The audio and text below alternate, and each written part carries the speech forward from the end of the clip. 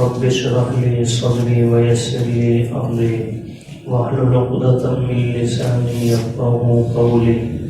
رب زدني علما وارزقني عملا سبحانك لا علم لنا إلا ما علمتنا إنك أنت العليم الحكيم. سيقول المخلفون عن قریب کہنے لگیں گے پیچھے رہ جانے والے اذا انطلقتم الى مغانم جب آپ لوگ چلنے لگیں گے غنیمت کی طرف لتأخذوها تاکہ اسے حاصل کریں ذرونا نتبعکم یہ کہیں گے چھوڑ دو ہمیں بھی ہم تمہاری پیروی کریں یریدون یہ چاہتے ہیں ان یبدلوا کلام اللہ کہ یہ تبدیل کر دیں اللہ کا کلام قل اے محبوب صلی اللہ علیہ وسلم آپ فرما دیجئے لن تتبعونا ہرگز تم پیروی نہیں کر سکتے ہماری کذالکم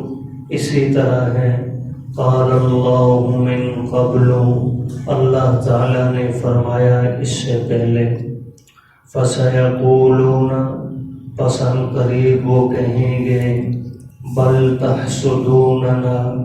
بلکہ تم لوگ حسد کرتے ہو ہم سے بل كانوا لا يفقهون بلکہ حقیقت یہ ہے یہ لوگ نہیں سمجھتے الا قلیلا مگر تھوڑا سا قل اے محبوب صلی اللہ علیہ وسلم آپ فرما دیجئے للمخلفین من الاعراب دیہات والوں میں سے پیچھے رہ جانے والوں سے ستدعون الى قوم کہ عن قریب تمہیں بلایا جائے گا ایک ایسی قوم کے مقابلے میں اولی بأس شدید جو سخت جنگجو ہے تقاتلونہم تم انہیں قتل کرو گے او یسلمون یا وہ اسلام قبول کر لیں گے فَإِن تُطِيعُوا پس اگر تم پیروی کرو گے یؤتکم اللہ اجرا حسنا تو دے گا اللہ تمہیں اچھا بدلہ وَإِن تَتَوَلَّوْا اور اگر تم روگردانی کرو گے کما تولیتم من قبل جیسے تم نے روگردانی کی اس سے پہلے یعذبکم عذابا علیما تو وہ تمہیں عذاب دے گا دردناک عذاب لیس علی الاعمی حرج نہیں ہے اندھے پر کوئی حرج ولا علی الاعرج حرج اور نہ ہی لنگڑے پر کوئی حرج ولا علی المریض حرج اور نہ ہی بیمار پر کوئی حرج ومن یطع اللہ ورسولہ اور جو کوئی اطاعت کرے گا اللہ کی اور اس کے پیغمبر صلی اللہ علیہ وسلم کی یدخلہ جنات اللہ داخل فرمائیں گے اسے ایسے باغات میں تجری من تحتها الانہار بہتی ہیں جن کے سامنے نہریں ومن یتولی اور جو روگردانی کرے گا یعذبہ عذابا علیما اللہ اسے عذاب دیں گے دردناک عذاب.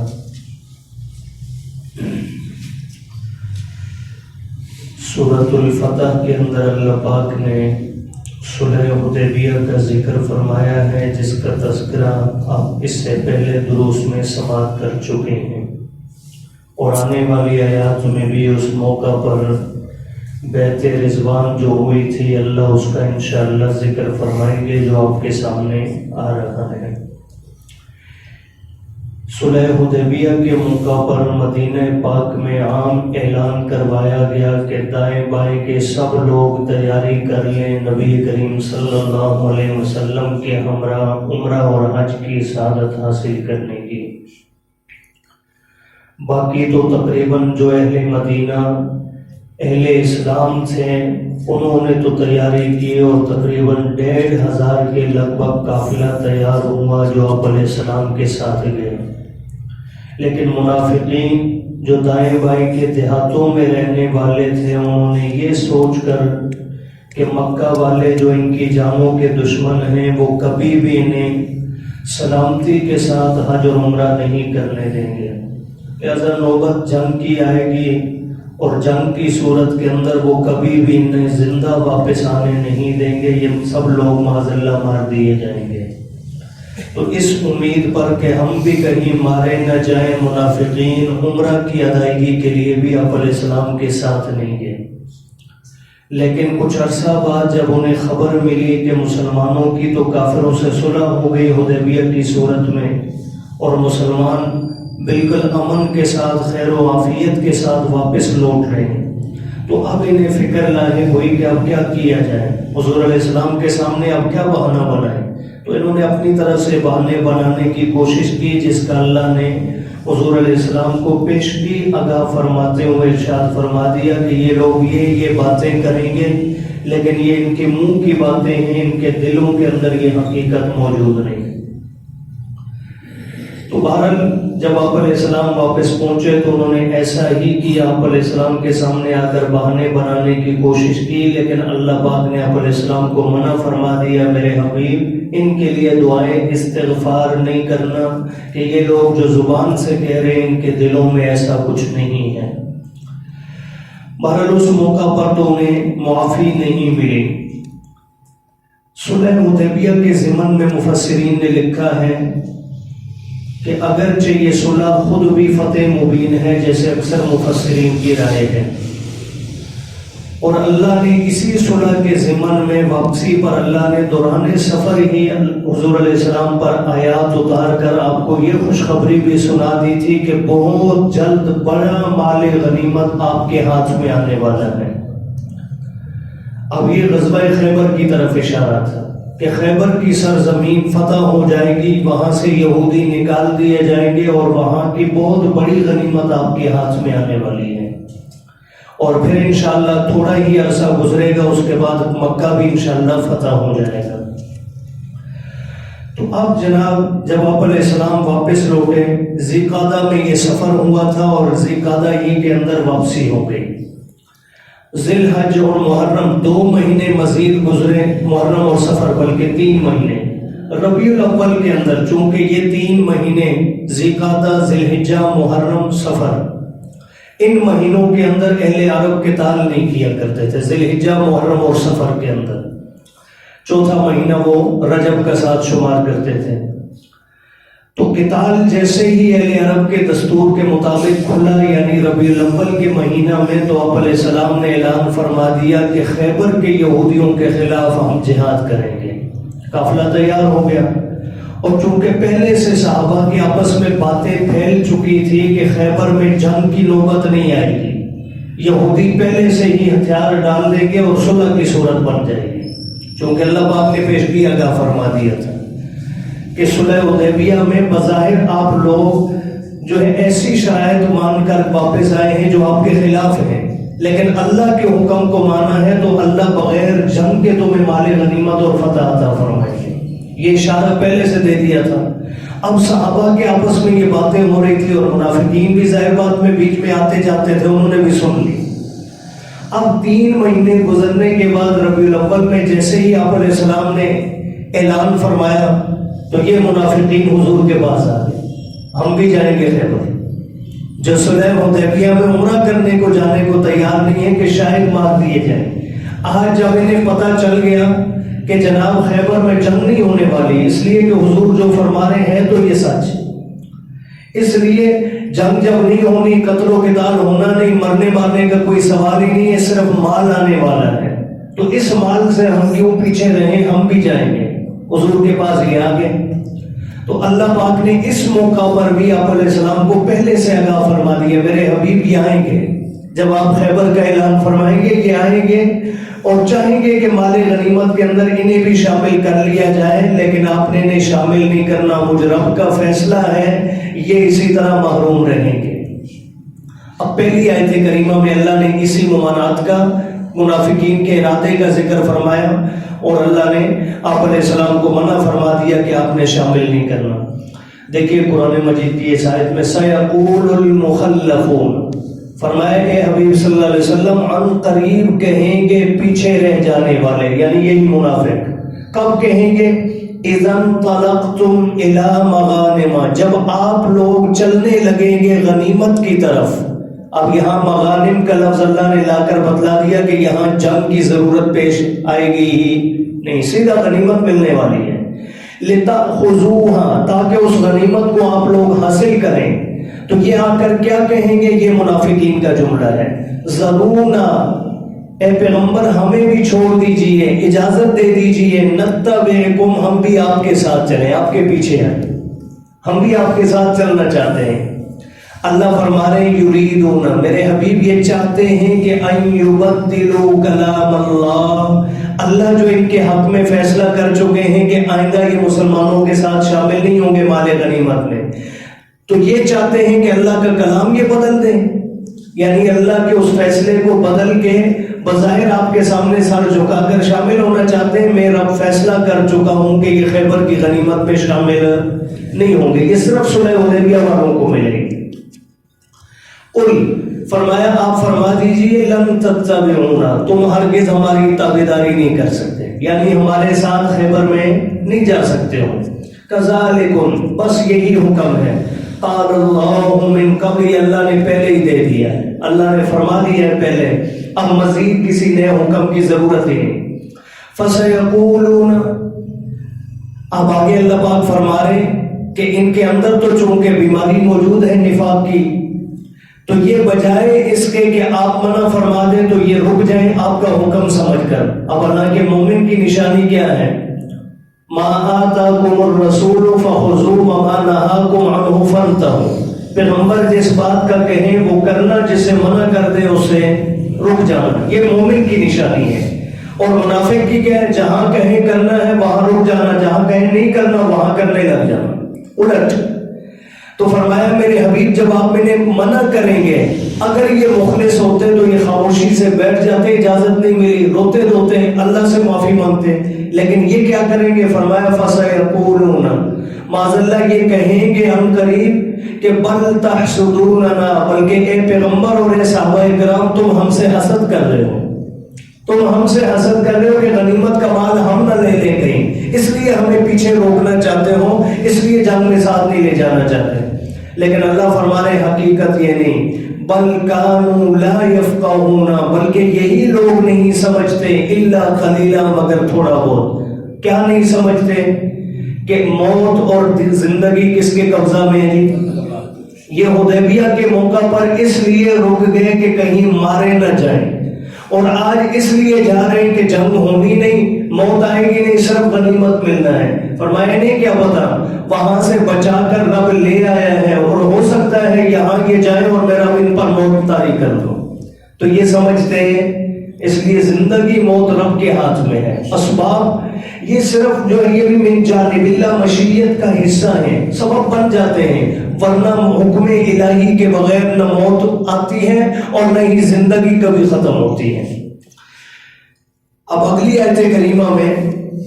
اللہ پاک نے چونکہ پچھلے درس میں بھی ذکر کیا جا چکا ہے، یہ منافقین جو ابتدا میں موجود تھے، جیسے غزوہ احد کے موقع پر تقریباً 300 کی تعداد، ابتدا میں جو قافلہ چلا تھا وہ 1000 کے قریب یا 1000 سے زائد تھا، لیکن راستے سے عبداللہ ابن ابی کی میت میں 300 لوگ واپس آ گئے تھے کہ ہم احد میں جنگ کرنے کے لیے نہیں جا رہے، یہ 300 کے قریب تعداد تھی۔ لیکن بعد میں یہ تعداد اسی طرح برقرار نہیں رہی، بعض لوگوں کو اللہ نے سمجھ عطا کی، انہوں نے توبہ کر لی، تو جیسے مشرک توبہ کر لے ایمان لے آئے تو سارے گناہ معاف، ایسے ہی جو منافقین سچی توبہ کر کے ایمان لے آئے تھے وہ بھی کیا ہو گئے تھے؟ اہل ایمان میں شامل ہو گئے، اللہ نے ان کی خطائیں بھی کیا فرما دی؟ معاف فرما دی۔ تو بعض کو اللہ پاک نے ہدایت عطا فرمائی، اور انہی کے لیے اگلی آیت کریمہ میں حکم موجود ہے۔ فرمایا میرے حبیب یہ جو آ رہے ہیں نا، بعض کا مقصد تو صرف مال ہے، اور بعض ان میں ایسے بھی ہیں جو سچے دل سے توبہ کرنا چاہتے ہیں، آپ انہیں کہہ دیجئے دروازہ بند نہیں ہے، اگر تم واقعتاً حضور کے ساتھ مل کر قتل و قتال کرنا چاہتے ہو تو تمہیں بھی موقع ملے گا آنے والی جنگوں میں۔ فرمایا قل، اے محبوب آپ فرما دیجئے، للمخلفین من الاعراب، دیہات والوں میں سے پیچھے رہ جانے والوں سے، ستدعون الی قوم، اب کی بات تو خیبر جانے کی تمہیں اجازت نہیں، لیکن عن قریب تمہیں بلایا جائے گا ایک ایسی قوم کے مقابلے میں، اولی بأس شدید، جو سخت جنگجو ہے، تو قاتلونہم، وہاں دو ہی صورتیں ہیں، یا تو انہیں قتل کر دو گے، او یسلمون، یا وہ بغیر جنگ کے اسلام قبول کر لیں گے۔ اب یہاں بھی پہلی چیز یہ ذہن میں رکھیں کہ اس آیت کریمہ میں بھی اللہ نے اشارہ فرما دیا کہ اس جنگ میں بھی فتح مسلمانوں کی ہے۔ اور دوسری بات، یہ جس قوم کا ذکر کیا گیا ہے یہ کون سی قوم مراد ہے، اس سے اس بارے میں مختلف اقوال ہیں۔ ایک قول یہ ہے کہ یہ بنو حوازن کی طرف اشارہ ہے، غزوہ حنین جن کے خلاف ہوا، جنگ حنین جن کے خلاف لڑی گئی آپ علیہ السلام کی زندگی اور حیات مبارکہ کے اندر، اس کی طرف اشارہ موجود ہے، یہ بڑے جنگجو لوگ تھے۔ دوسرا قول یہ ہے کہ یہ مسیلمہ کذاب کے متبعین کے خلاف جو جنگ یمامہ کے اندر لڑی گئی، یہ اس کی طرف اشارہ ہے سیدنا صدیق اکبر کی خلافت میں۔ اور تیسرا قول یہ ہے کہ اس قوم سے مراد فارس اور روم کے لوگ مراد ہیں جن کے خلاف حضرت عمر کے زمانہ میں جنگ لڑی گئی۔ بعض حضرات نے پہلا قول بہت کم لوگوں نے اختیار کیا ہے، غزوہ حنین والا، زیادہ تر لوگوں کا خیال یہ ہے کہ اس سے جنگ یمامہ مراد ہے، جہاں ختم نبوت کے منکرین کے خلاف جنگ لڑی گئی، کہ وہ انتہائی جنگجو لوگ تھے، اور یہی وجہ ہے کہ جنگ یمامہ میں 1250 صحابہ کرام شہید ہوئے۔ کتنے جی؟ حالانکہ پوری زندگی مبارکہ میں آپ علیہ السلام کے 27 غزوات اور سرایہ اس کے علاوہ بھی ہیں جہاں آپ علیہ السلام خود نہیں تشریف لے کے صحابہ کو بھیجا۔ تقریباً 40 کے قریب جنگیں ہیں، لیکن ان 40 جنگوں میں حضور کی زندگی میں تقریباً 250 سے کچھ اوپر صحابہ شہید ہوئے ہیں، 260 کے قریب صحابہ شہید ہوئے ہیں۔ پورے یعنی 23 سالہ دور نبوی کے اندر، چلیں 13 سال مکی آپ نکال بھی دیں، 10 سال کی مدنی زندگی کے اندر 250 صحابہ شہید ہوئے، اور ایک صرف جنگ یمامہ کے اندر 1250 صحابہ شہید ہوئے۔ تو اسی کی طرف اشارہ موجود ہے کہ ایک ایسی قوم کے مقابلے میں تمہیں بلایا جائے گا جو انتہائی جنگجو ہے۔ فرمایا تقاتلونہم، تم انہیں قتل کرو گے، او یسلمون، یا دوسرا راستہ یہ ہے کہ وہ ہتھیار ڈال کر فرما برداری اختیار کر لیں۔ فَإِن تُطِيعُوا، تو گویا یہ تمہارا امتحان ہوگا، اگر تم نے اس موقع پر اطاعت کر لی، یؤتکم اللہ اجرا حسنا، تو اللہ دے گا تمہیں اس کا اچھا اجر، یعنی تم واقعتاً اگر توبہ کر چکے ہو، مخلص ہو کر حضور کے ساتھ شامل ہونا چاہتے ہو تو تمہیں یہ موقع ملے گا، اگر تم نے اطاعت کی تو اچھا اجر ملے گا۔ اور وَإِن تَتَوَلَّوْا، اور اگر اس وقت بھی تم نے روگردانی کی، نافرمانی کی، كَمَا تَوَلَّيْتُم مِّن قَبْلُ، جیسے کہ پہلے صلح حدیبیہ کے موقع پر تم نافرمانی کر چکے ہو، تو يُعَذِّبُكُمْ عَذَابًا أَلِيمًا، سن لو پھر تمہیں اللہ دردناک عذاب دے گا۔ اگلی آیت کریمہ میں اللہ نے معذوروں کے لیے استثناء بیان کیا کہ جو لوگ بھی اس موقع پر حضور کے ساتھ جنگ میں شامل نہیں ہوں گے، مسلمانوں کی جماعت میں شامل نہیں ہوں گے، وہ سب اللہ کے عذاب کے مستحق ہیں، لیکن ان میں سے کچھ لوگ ایسے ہیں جنہیں اللہ شریک نہ ہونے کے باوجود بھی عذاب نہیں دیں گے۔ وہ کون لوگ ہیں؟ فرمایا لیس علی الاعمی حرج، جو نابینا ہیں، اندھے ہیں، ظاہر بات ہے وہ جنگ کے قابل نہیں، ان پر کوئی گناہ نہیں۔ ولا علی الاعرج حرج، اور نہ ہی لنگڑے پر کوئی حرج ہے جو چلنے پھرنے کے قابل نہیں۔ ولا علی المریض حرج، اور اس موقع پر کوئی اتنا شدید بیمار جو جنگ میں شریک نہ ہو سکتا، اس پر بھی کوئی حرج نہیں ہے۔ اور ساتھ ہی فرمایا وَمَن يُطِعِ اللَّهَ وَرَسُولَهُ، جو کوئی اطاعت کرے گا اللہ کی اور اس کے پیغمبر کی، يُدْخِلْهُ جَنَّاتٍ، اللہ اسے داخل فرمائیں گے باغ میں، تجری من تحتها الانہار، جس باغ کے سامنے بہتی ہیں نہریں۔ وَمَن يَتَوَلَّ، اور جو اللہ کے حکم کی نافرمانی کرے گا، يُعَذِّبُهُ عَذَابًا أَلِيمًا، اللہ اسے دردناک عذاب دیں گے۔ اللہ پاک اپنی ذات حقہ کی اطاعت نصیب فرمائے، نبی کریم صلی اللہ علیہ وسلم کی کامل اتباع سے۔